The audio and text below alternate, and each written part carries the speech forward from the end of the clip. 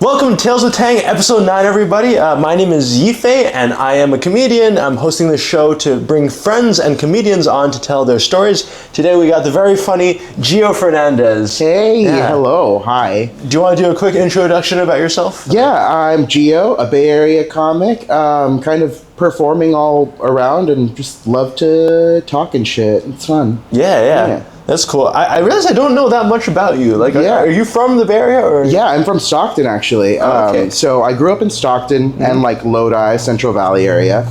Went up to school in Chico, partied my face off a little bit, and then came out here. Chico was college or high school? College. Oh, okay. Yeah, so I forgot you're Canadian. Yeah. I don't know, what's the school system? We have high school and college as well, but we call it university. We call it uni there. Very European. Yeah, I know. Uni. So I went out there, came out here about 4 years ago. Been in San Francisco for 4 years, and not planning on leaving anytime soon. So, yeah. And Gio started comedy kind of recently, like maybe last year. Yeah, it's been like 9 months now that I've been in it. So September of 2025. Been doing it for 9 months already. That's a whole baby. Yeah. But they've been crushing it. You know, it's I see Gio all the time. They're really funny. You should go to their shows. Yeah. They're few and far between, but they'll be there, baby. Yeah. Cool. And I feel like I need to pay my debts because my last video had a lot of anti-LGBT comments on it. And so I'm bringing a non-binary a diversity episode, if you will. This is my DEI episode. Little do you know, I'm quite magalicious myself. One of my new supporters is someone called Magalicious. That's why. It feels LGBT.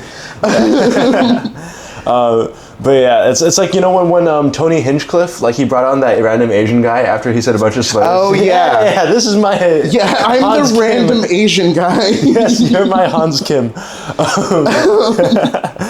All right, so it's a storytelling podcast. So Gio's gonna tell us a story. It can be any story that you want. So I took a good gummy last night, so I woke up and I'm still a little feeling the gummy sleepiness.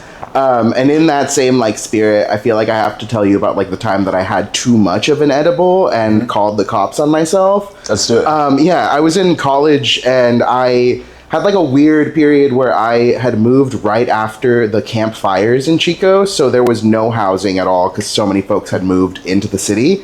And I ended up having to live in the dorms as a junior for one semester. Wow. Yeah, so I was 20 years old, living in the dorm with a bunch of 19-year-olds.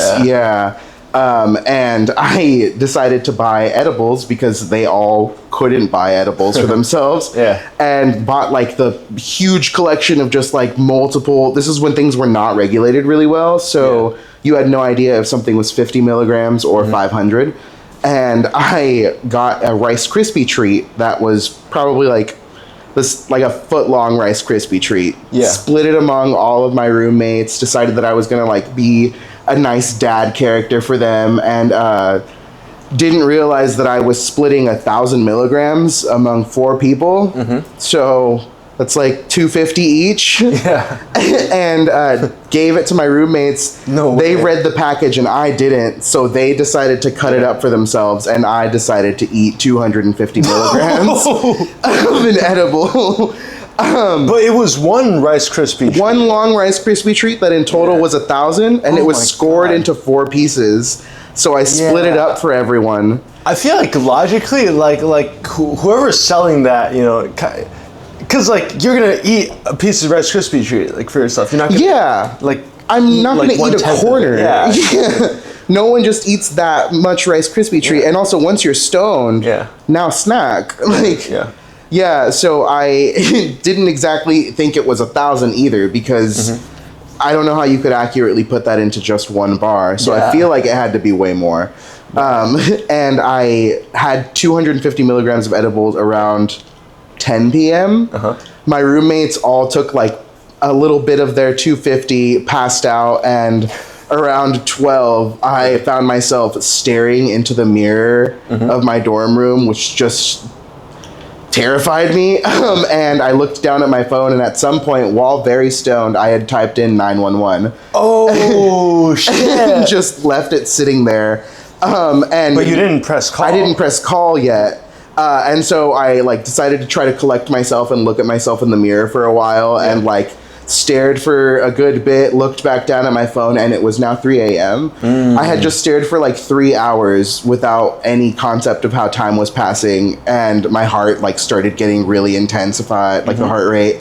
I like got really scared and then just pressed dial on the phone. Yeah. And called the ambulance.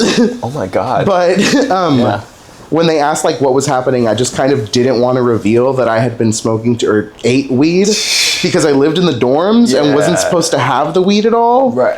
But was it legal in California at the time? Legal in California, but like part of my contract was that I'd get kicked out if I brought weed onto the property. Oh, gotcha. Yeah. So Were you a resident advisor or something? Or were you just No, I just lived there. I had gotten like a speech and debate thing, so I was kind of like priority for housing and got like one of the little nicer spaces. Oh, okay. Yeah, so I didn't want to get kicked out. So you were a star student and you didn't want to get caught. For the first couple months. Yeah.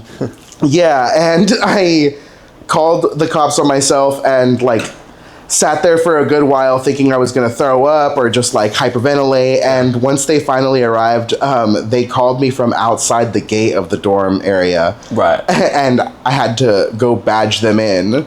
So I had to walk maybe like 50 feet only, and it took me 30 minutes to get up to the gate and badge them in. And then once I let them in, I asked them for a ride back to my dorm room, and like got in the back. They drove me back, asked if I wanted them to take my vitals. And as I was like sitting on the edge of like the little stoop where my apartment building was at, where I lived in, they like stared at me for really long because I never answered if I wanted my vitals or not. And then just laughed at me.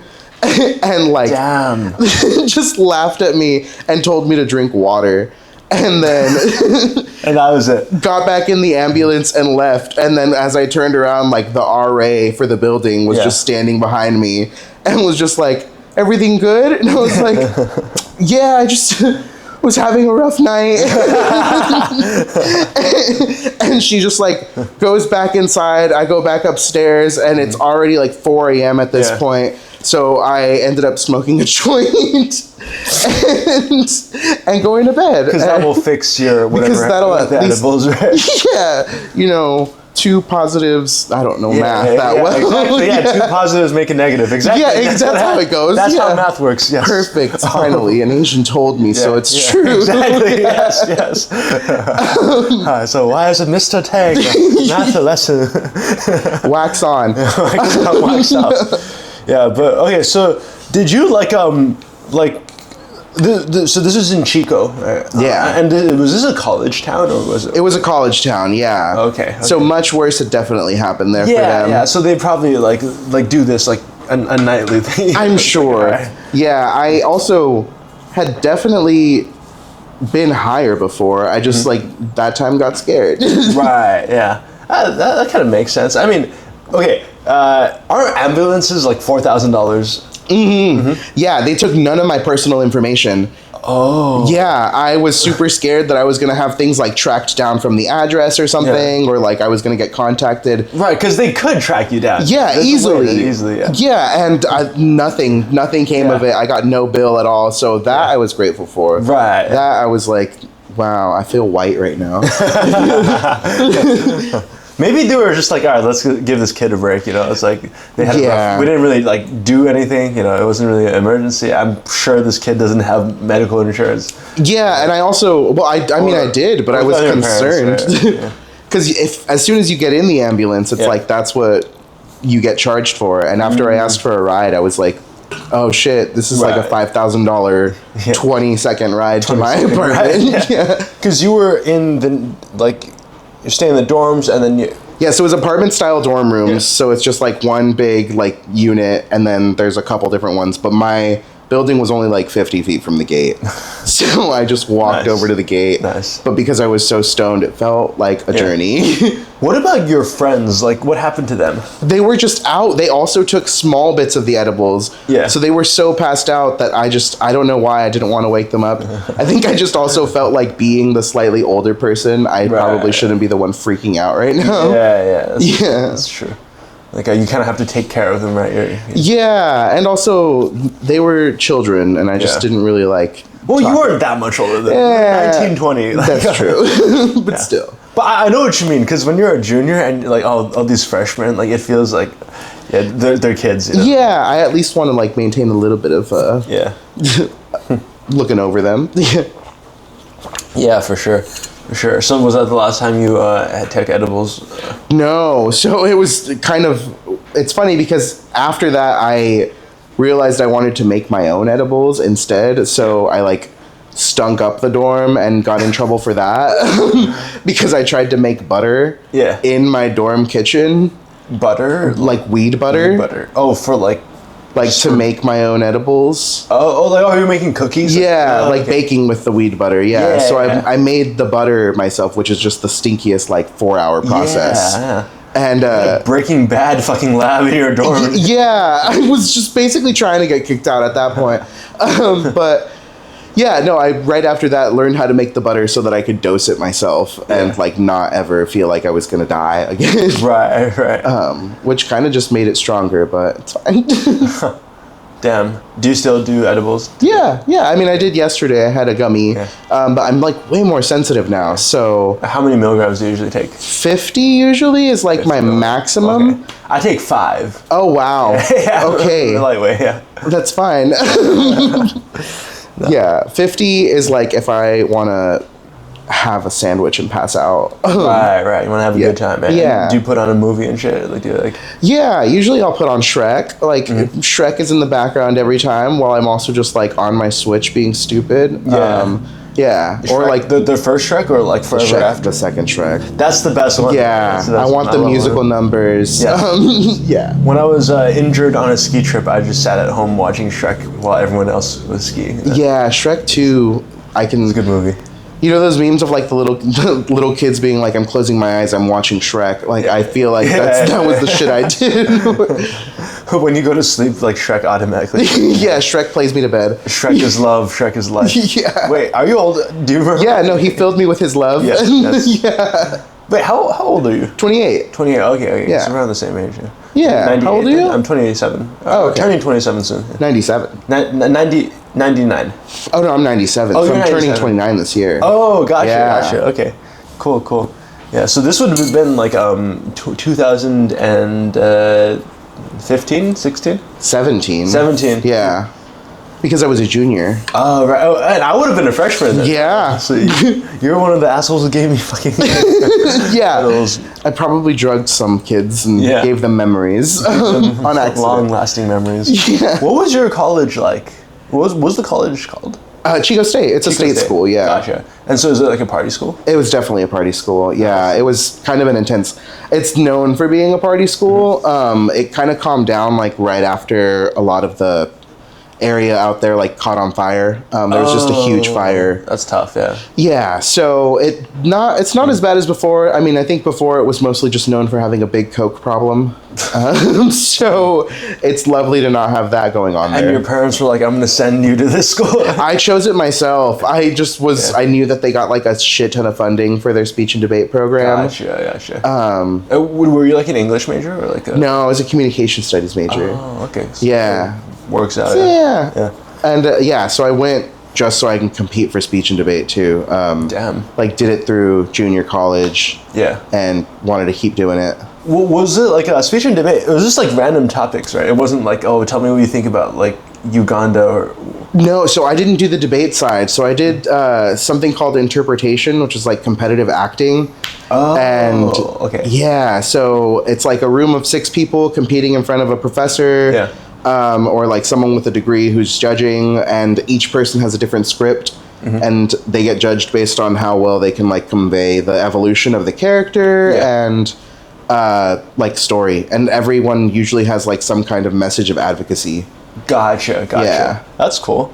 Yeah. So what was your kind of like main topic? Yeah, so usually I did some kind of queer shit, I'd like perform some kind of like long form poetry of like I think the one that I did the best with was like about like secondary trauma and like people who like just like the instances where people can overshare and like trauma dump on people have a long lasting effect on the people who receive that story. They can also have their own form of secondary trauma. Oh, that's so interesting. Yeah, where like that's happened to me before, where someone like unloads on me, like not, like emotionally, and then like I just I'm traumatized after. Yeah, no, it's especially because sometimes the people usually when they're trauma dumping, it's on someone who has like no background with all of that. And if you have no background on this like horrifying shit that I'm now exposing you to for the first time, like you now have this like secondary trauma from an from event you never experienced. And I'm sure, so you've probably experienced that type of stuff before. Yeah, and so that was me just trying to be like, this is my advocating to be like, stop trauma dumping in spaces where it's not appropriate. Gotcha. Yeah. So you were secondary trauma dumping speech. Yeah, basically. That's crazy. It's like, this will be the last time you hear trauma dump. Damn. That's cool. Oh, wait, so have you always been queer, or like? Yeah, I think that's how it works. You think? Oh, I don't know. Was it weird, like in Stockton? Because isn't Stockton kind of like Stockton is like a little crime-ridden, but it's not super conservative. Oh, okay. It's pretty diverse, but it can be intense. I mean, I think with any low-income area, there's usually like a bit of conservativeness that bleeds into that just because of the space. Right. So it's there. Like I definitely had shit shouted at me pretty often, but that's not as bad as Chico was. Chico was more like where Chico is where I actually had like genuine hate crimes. Really? Yeah. I thought like college towns, like the kids are pretty progressive, right? Usually, yeah, but it's also kind of a little like agriculture area. It's almonds a lot over there too. Yeah. So lots of farmers. I've had like people like try to hit me with their car while I'm like crossing the street from work and shit. Wow. And then like at first I was just just because you look like this? So that's also why I was like, is this a fat thing? Is it like is it a fat thing or is it which thing is it? But then they stopped the car after not hitting me, or it and could like be a Hispanic thing. It could have been that. It was all of the above, actually. It's like, fuck you fat non-binary Hispanic. No, it was like they stopped the car and they said fuck you. It was faggot. What's the I don't even, I'm like, I know what it is, I just don't want to say it, but it's spick bitch. Oh wow. Yeah, and I'm like, I know the fat's in there somewhere, you're just not saying it. Okay. Maybe they love fat people. They might like that, actually. That's the one thing that they're like, if you didn't have everything else, I would have actually run you over. Damn. That's crazy. Yeah. So you went from like a crime-ridden but like kind of chill place to like college was like rural, like. Yeah, it kind of was. That's why I was happy to be like on the speech team, because I traveled almost every weekend. Right. So you didn't have to be there the weekend. Yeah. And then the weekends that I was there, I was just like drunk, so it was fine. Nice. Was there like a LGBT community in Chico, or not really? Not exactly, no. I mean, there was one gay bar that very quickly went out of business. Yeah. Shout out Maltese. Oh, damn. But yeah, they tried. Yeah. There's a lot of queer people, but in the same way that there is like in a small town, just a higher population of them. Yeah. And then like every small town, the queer people like are like at 1,000 usually, so it's like they all have green hair and like septum piercings and like and that's where it's like, oh damn, we're all just I don't know if I relate to that. Right, you only have purple hair. I only have purple hair, never green hair. Never green. Yeah, you wouldn't want to go that far. Yeah, geez. Too much. Yeah. At least be acceptable for a barista job. Yeah, exactly. Yeah, that's cool. I guess I also have a weed story. I have an edible story as well. Yeah, I have an edible story. Yeah. Hell. So I tried. This is also back in college when I was 19. My friend, he was on some camping trip. They did some brownies and then brought back a bag of brownies for me. And then he's like, "Yeah, they're kind of like strong. So just take like half or something like that." And then so I'm like, "Okay, yeah, sure, I'll take half." And then wait, how much is in here? This is like my second time doing. Okay, actually, the first time I took edibles, like, I took like 20 grams. Okay. Milligrams. 20 grams. The first time I took edibles, I took 20 grams. I fought God. It was also with this friend, and then I started hallucinating gay porn. Yeah, you guys, has that happened to you guys before? Hallucinating. Yeah, it's like I saw like a lot of cartoon images of gay porn, and I'm completely straight, but like this is just something that happens when you're on weed, right? It's not indicative of No, and completely straight. Yeah, it's something that happens to other straight guys on here, right? Mm-hmm. All the time. All right, cool. Yeah. Anyway, yeah. So I was hallucinating thousands of images of cartoon gay porn, and then I went to sleep. Yeah.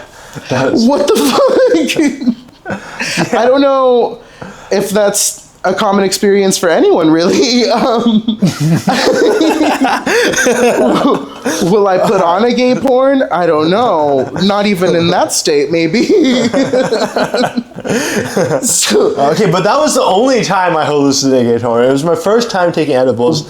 Was this like a scary experience for you? Yeah, I was like, what the fuck? Why am I seeing all these guys getting fucked in the ass? Like, okay, cool. Yeah.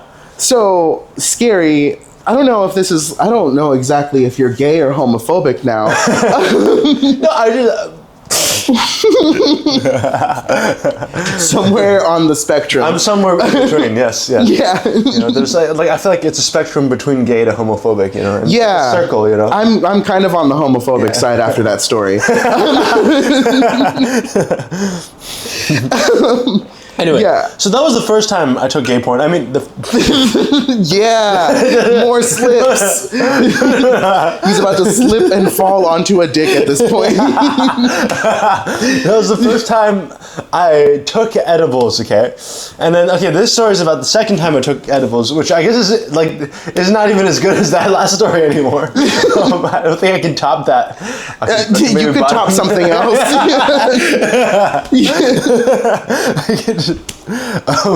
I could bottom that maybe. I wonder if I was gay, would I be a top or a bottom? Never. Okay. Yeah, once the straight people start saying that, I'm like, I don't have enough alcohol in my body to go along with this story. You'll be like, okay.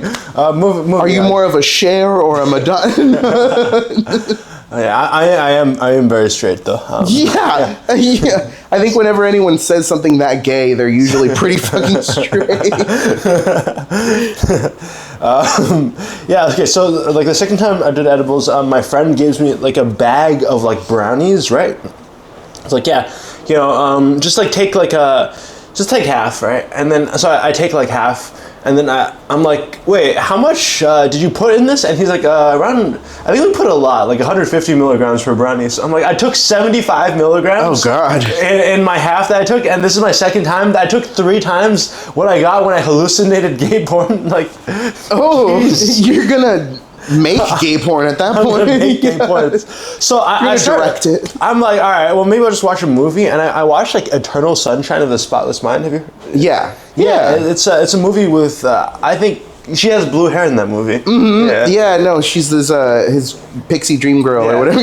Yeah, so Jim Carrey is in one of his serious roles, right? And it's this like really trippy movie about a guy and a girl. They keep forgetting each other, and then like because I think they have. I don't want to spoil the movie, but like he did this like mental operation to forget his ex, and then like the whole movie is like really trippy where he keeps meeting her and forgetting her, meeting her, forgetting her, and then I'm like 20 minutes into this like already really like kind of like psychedelic movie. Yeah. And then I realized that I'm a planet orbiting around a solar system, and then so I start doing this. I'm like, life doesn't matter because I'm a planet. Right, and I'm doing this, like I recorded a video of myself doing this, and then that's the last thing I remember. Oh, okay. 24 hours later, I wake up and I realize I threw up 3 times in the middle of the night into my trash can. Yeah, it was just like... Yeah. I took the edibles at 7 p.m. and then I was kind of okay by 7 p.m. the next day. Yeah, that's called poisoning. Yeah. You were poisoned by yourself, yes. and your friends. And then, and then I'm missing a kidney. You know? Yeah. And watching Eternal Sunshine is absolutely horrifying. But that was a horrifying movie to watch. Yeah. Yeah, and then I think and then I'm like, dude, like, why the fuck did you give me so many edibles? And he's like, sorry, dude, just you can give it to someone else. So, the day after that, I'm gonna go to Singapore for the entire summer for my study abroad, right? And then like if you get caught with weed in Singapore, then they will like shoot you, like because it's the death penalty there. Yeah, oh my god. So like I made sure I had cleared my body of traces of it, and I gave it to like my gay friend's brother who was he did a lot of edibles. I love this pride episode. Yeah. Yeah. I just need to prove how much I've done for the queer community. Exactly, yeah. The fact that he was gay was not important at all in this story. I just needed to bring that shit up. I needed to show that I give back to the I'm queers. giving back after that homophobic comment. Giving a Geo a platform of many people who might make fun of them.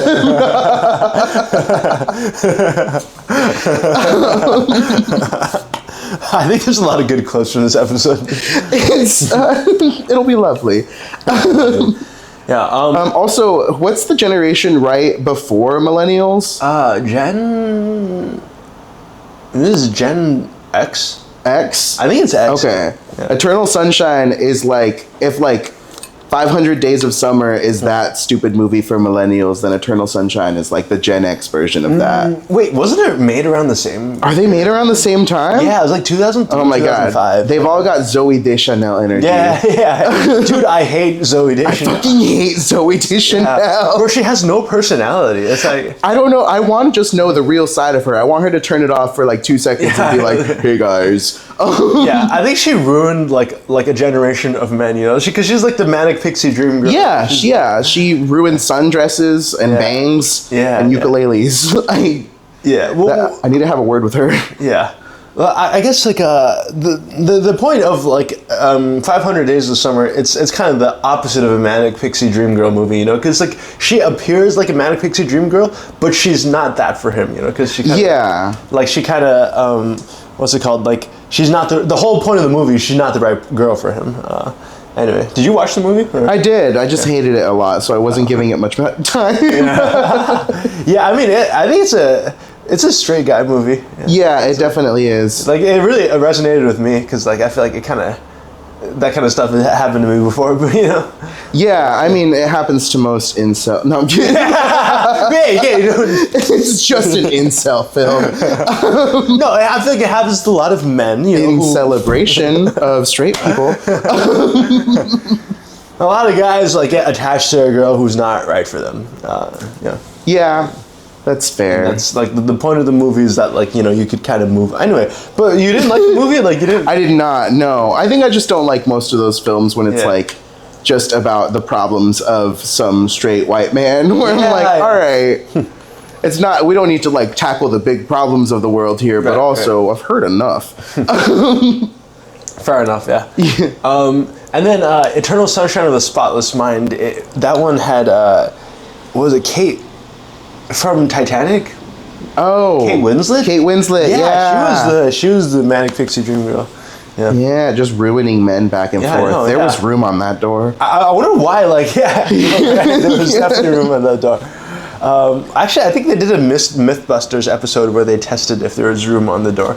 Was there room on the door? Was it busted? They said no. Yeah. Oh. But I don't know. I mean... It's fine. Yeah, it's the Mythbusters. At that point, you knew her for like 3 days. Push her off. Yeah, exactly. Yeah, this is my fucking door. Yeah, imagine sacrificing your life for a girl who you met for 3 days. Yeah, also, like, with that half of your body underwater, there's not that much blood running to it. It can't really be doing that much thinking for you. Exactly, yeah. That means it's all from the heart. Wow, it was real love, actually. Damn. Okay, so what type of movie do you like then? Like Heartstopper? No, not the queen. Back to the pride. No, I don't know. I like sci-fi shit. I like to. Yeah, I think I haven't watched a lot of movies, but I like usually horror and sci-fi. Gotcha. And things that are like psychological thrillers are fun. I watched Backrooms recently, and I did not like it, but that's like the genre of film I usually enjoy. Right, that was controversial with this segment of the internet for some reason. Yeah, they're like, oh, this is not good, but I haven't seen it. It was not good. It's based on like a Reddit creepypasta, but right. I think that's just going to be the first of many of those. Yeah, for sure. This is the Gen Z is starting to make movies, I know. He was 21, right? Yeah. And then what's it called? Obsession was 26. Oh God. Orson Welles was 26 when he made Citizen Kane. So I feel like sometimes your best creative works can come when you're young. Yeah. Oh my God. If this is them peaking, though, I'm so sorry. Really? You didn't like Obsession either? No, I mean, I'm sorry that this is going to be when you peak, and then you just have to have a long career of flops after that. Oh yeah. Yeah. That's true. Yeah. I mean, okay. Orson Welles made other movies after that, right? Yeah. I don't know. But he's most famous for Citizen Kane. So when he was 26, his magnum opus was his movie when he was 26. I don't know. Orson Welles, I get my water different. No, I don't know.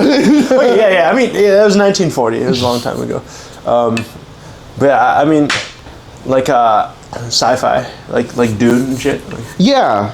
I think one of my top movies is Interstellar. Okay, yeah. I know a lot of people hate it, but I enjoy it. I enjoy some visual stuff.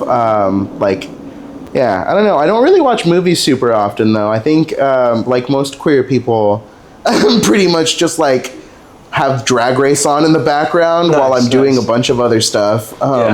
Yeah. I don't really watch too much programming. RuPaul's Drag Race. Yeah. I've never seen 1 second of that shit. Jesus Christ.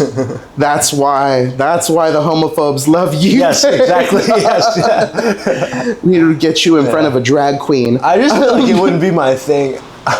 No, it's not. It's every single straight man that I've ever heard say they've watched it has told me, yeah, my girlfriend likes that show. So I've seen a couple episodes. And they're just like, all right, when's the football game? Yeah, it's just a bunch of gay men yelling at each other. Oh, that's cool. Yeah, I mean, I feel like aren't a lot of women in San Francisco bisexual? Yeah, kind of most of them are. Yeah. I've met more bisexual women than straight women in San Francisco. Yeah, and I feel like, I think as long as they're just open to the opportunity, they'll just give themselves the full label and sure. It's not like any struggle goes behind bisexuality. It's just kind of new. No, I'm kidding. Yeah.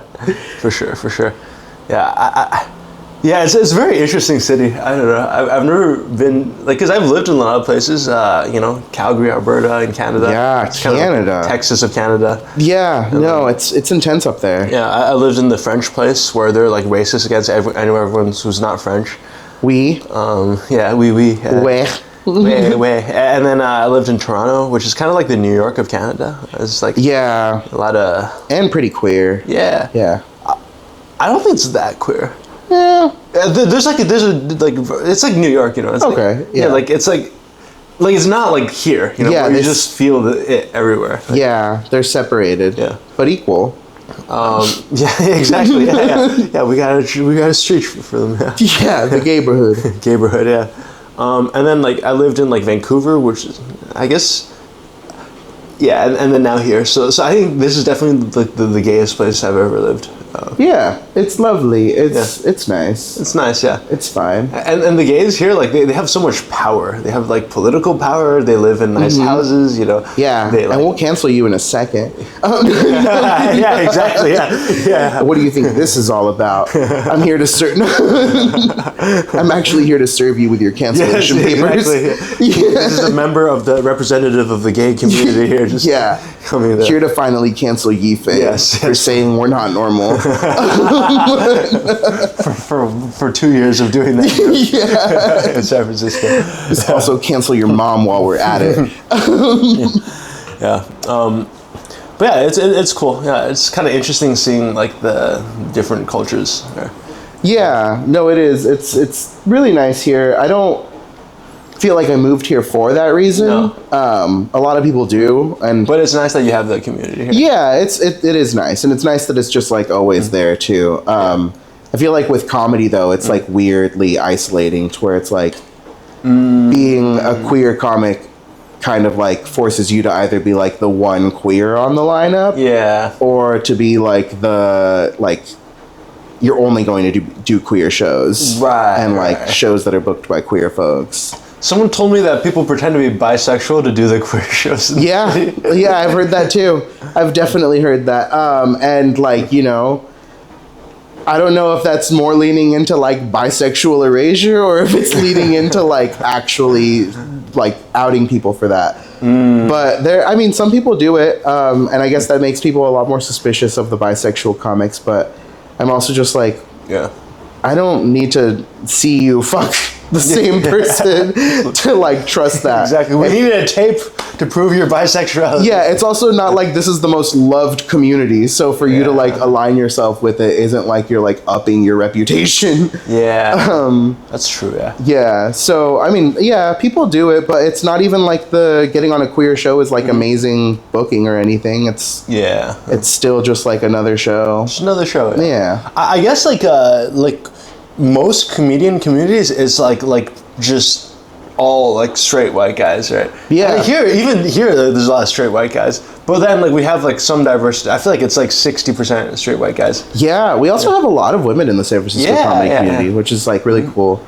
But then like when I go to Calgary, like it's just like it's everyone's like middle-aged straight white guy, you know? Like, which, you know, I mean, as long as it's like a different type of comedy, I don't mind what you're like presenting, but like when it's also sometimes it's just like my wife and I do have a hard time like not rolling my eyes when someone gets on stage and is like, so we've got 2 kids, right? And it's crazy. And I'm like, that's not relatable to like 90% of us. For sure.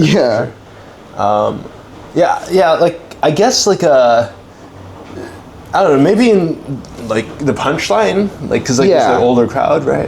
Do you think the crowd is like straight, or do you think No, I think it's like a slightly more affluent crowd at times. It seems like it's probably a lot more straight folks. And if they are queer, San Francisco has like most places. As soon as the like, I don't know, as soon as the tax bracket gets in that higher end, they get a little bit more and more conservative. And you know that's for complex reasons. But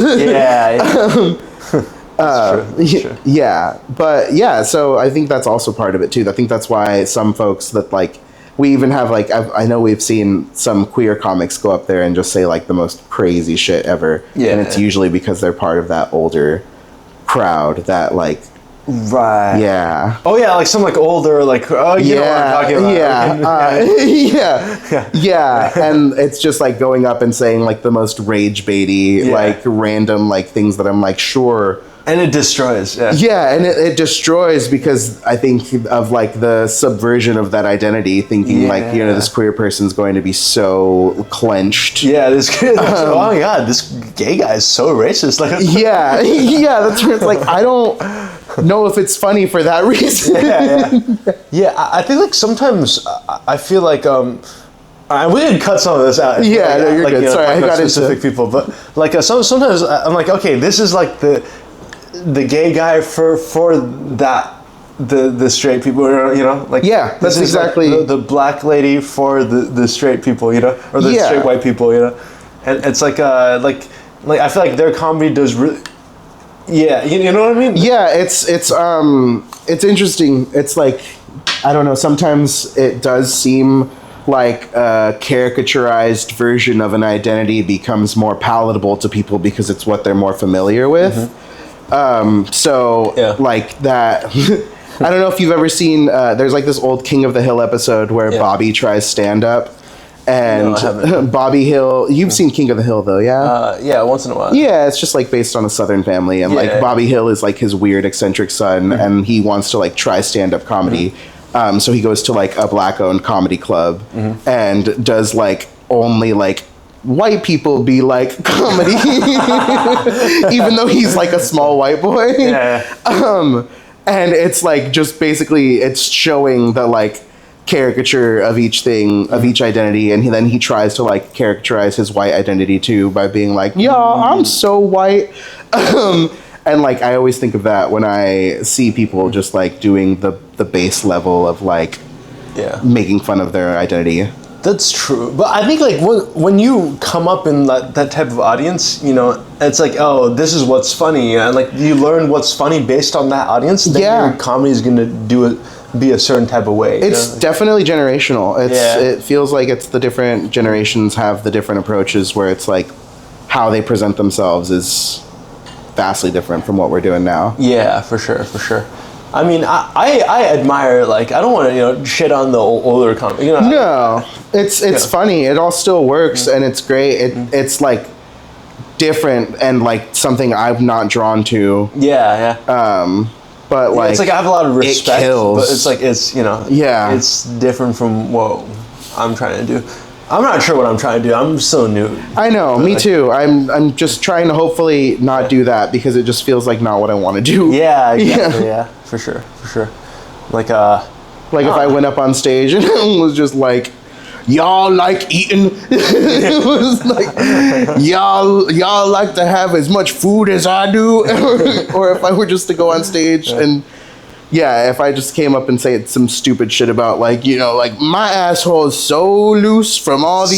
Like, that's essentially what it feels like to me. Yeah, I know what you mean. A lot of Asian comics, like, we talk about, like, we don't want to do jokes that are, like, kind of, you know, like, put down Asian people, you know? Like, for the benefit of only white people, right? And so sometimes I'm like, all right, when I'm like making fun of my mom, am I doing that, or I'm like, you know? Yeah, that's also the dilemma too, where you're like, shit.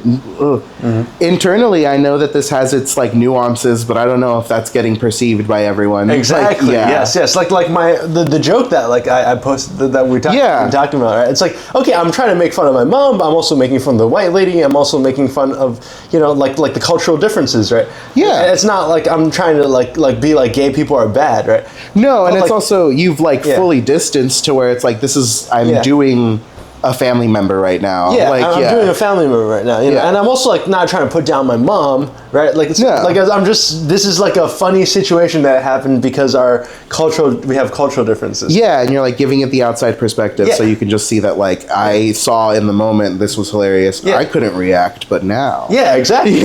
But then like people took it, you know, like some people are like, yeah, your mom is right, you know. Yeah. We need your mom as president. I'm like, that's not what I mean, you know. Yeah, that's also like I'm not platforming what my mom said. Yeah. I'm not saying her words are like like what we should go as a society.